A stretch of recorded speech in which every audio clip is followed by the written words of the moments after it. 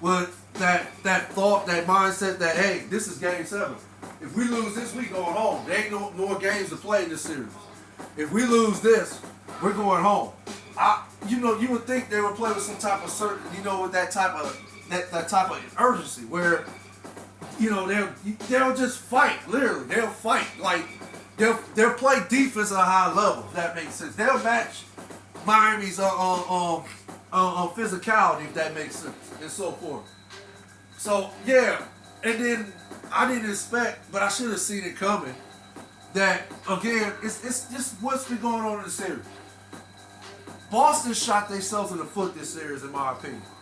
They shot themselves in the foot because, again, I don't understand why the emphasis has been put on the three-point shot in today's basketball, NBA basketball. I don't understand it. But, okay, it is what it is. Like I said, I'm not getting paid to play basketball. I'm not getting paid to coach, or I'm not getting paid to be the GM. If all those things was equal, no, my team wouldn't be playing like that. My team would still be playing the traditional, old school, vintage way of basketball, which is fundamentally sound basketball, if that makes sense. But again, once Boston started missing their three-point shots, like it has been this whole series, they just not engaged. They lose interest, if that makes sense. They play like they're pouting on the court, if that makes sense. I don't want to say pouting on the court. Let me use another one. They play like they're not, lethargic on the court or something like that, unenthused or something like that. It just seems like when they're not hitting their threes, their will to win is just gone. It's just you just snatch it from them. Once they're missing those 3-point shots, they just don't want to play anymore. They just look at it like, oh shucks, like Charlie Brown, oh shucks type mentality, right? So. Yeah, Boston shot themselves in the foot this year. They should have, and again, I don't get it. It's talented and it's great of a player as Jason Tatum is, and Jaylen Brown. I don't get why they shoot so many threes at a high volume the way they shot them in this series. I don't get why they settle for these 3-point shots, because that's what shot them in the foot. That's what ultimately took the Boston Celtics out of the series, and they eventually lost the series to the Miami Heat. They just put too much emphasis on that 3-point shot when they should have actually, played Boston Celtics basketball like they did last year. The Boston team last year played both sides of the ball. They played offense and defense, and at times they allowed their defense to ignite their offense, if it makes sense. This year coming in this series, it just seems like they were looking for their offense to ignite their defense more than the defense igniting their offense like it did last year. So, with that said, it basically, when you put yourself in a 3-0 hole like that, yeah, it's going to be complicated as far as in you trying to win the series. Yeah, you just don't know what can happen in the games going forward after you're down 3-0, if that makes sense. Injury can occur, like the one Jason Tatum sustained last night. And ultimately, yeah, it kind of had an impact on why Miami won last night's game. Because Jason Tatum couldn't play at the level he can play. He can play at. Because his ankle was, from what I heard last night, it was swollen. So he's out there playing on a bad ankle. And every time he would lay the ball up or dunk it, when he would come back down, he would have that look on his face like he was in so much pain. So you can watch last night how it affected the other team too. That had a factor in why they lost last night. Besides the 3-point shot having the ultimate factor. No, the injury Jason Tatum sustained last night, that had an effect on the Boston Celtics as a team going forward too. So, but then again, when you're down 3-0, you just don't know. That's what can happen. A guy off the bench can kill you. He come in and score 30 on you. Or it could be a missed call that can cause you to lose a game. Or your coach can get out coached. That could be another reason you lose a game. Your team can have a bad shoot night And the other team, there's everybody clicking all cylinders, and you lose the game. There's so many variables that can occur when you're down 3-0. And you're looking to win the series, but you're down 3-0. Yeah, it's going to make it complicated. Simple as that. Those variables going to make it complicated that I just spoke of. So, basically, and I've been hearing this about, Jimmy Butler receiving the MVP award, MVP Finals, Eastern Conference Finals award. I've been hearing that, Butler, he deserved it, but Caleb Martin deserved it more, if that makes sense.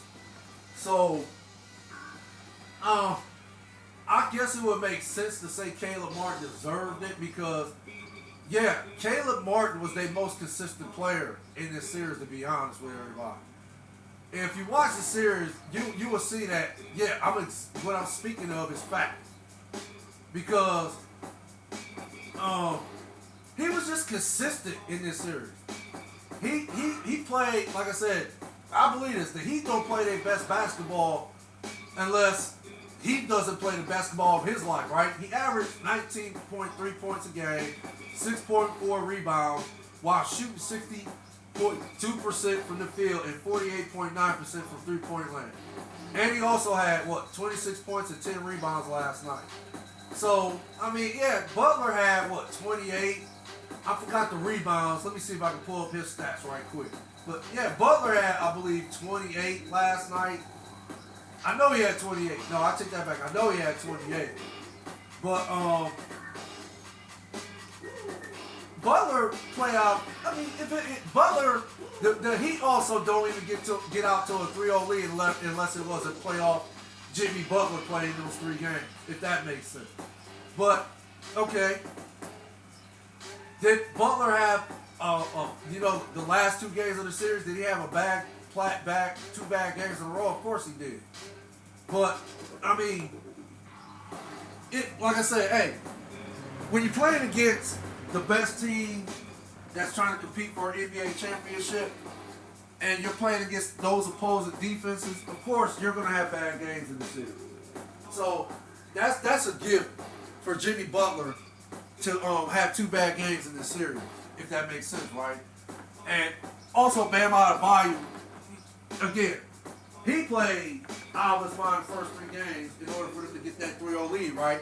Then he had a bad 2 games, and you can even go as far as say last night he somewhat had a bad game, but he came through in the clutch. He made a few baskets that were key.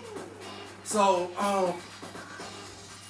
basically, and Butler had 28.7 rebounds, 6 assists, and 3 steals right last night. So Butler deserved the MVP award, but argument could be made for Caleb Martin should have been the one who received that award last night. It makes sense, but Miami come on. I've said this so many times, and it's fact. Miami has a great organization. They just, from top to bottom, they have a great organization. And I believe it starts with Pat Riley, and it ends with Eric Spoelstra being the head coach, being the best head coach in the NBA. And it ends with Jimmy Butler and the rest of that supporting cast, if it makes sense. So, again, was I somewhat caught off guard how Miami won this game last night? Of course I was. But, and then I've been hearing a lot about saying, the better team didn't win last night, right? Well, I'm not going to put no names out there, but I found that kind of laughable for someone to say something like that, as far as that, the best team didn't win. The Boston Celtics are the best. We're the best team in the series, right? But they just, they played like dummies on the court or something like that. This is what one of these famous analysts said. Well, I disagree with that because no, actually, the best team did win. It was the Miami Heat. They are the best team in the Eastern Conference this year. If they wasn't the best team, how in the world are they Eastern Conference championships? I'm sorry, how are they Eastern Conference champions? And they just punched their ticket to the NBA Finals this year.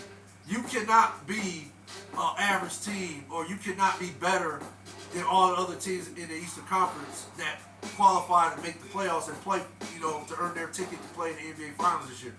You cannot do that if you're not the better team or if you're not the best team. And Miami has proven it time and time again that they are the best team this year. They are the best team this year in the Eastern Conference. They are the Eastern Conference championship, or shall I say they are the Eastern Conference champions, and they have punched their ticket to the NBA Finals this year. So it's going to come down to Miami and Denver. Now we'll see what happens. I'm gonna do a segment on who I think gonna win that series between Miami and Denver. Who's gonna win the championship? Right? I'm gonna do that at a later time. Maybe I'll try to do it tomorrow, but I might wait and see what that first game will look like before I give my predictions on who I think will win the championship this year between Miami and Denver. But yeah, congratulations to the Miami Heat and the organization. Well, congratulations to the Miami Heat as a whole, period. Organization, coaches, and players all. Congratulations. They are this year's 2023 Eastern Conference champions, and they will be playing in this year's 2023 NBA Finals. Y'all take care. Y'all stay blessed, you and your families. I appreciate the likes. The views I appreciate more. Like I said, I will do another segment soon. Again, stay blessed. Y'all stay safe out there, you and your families. Facts from the Ghost. One love. Later.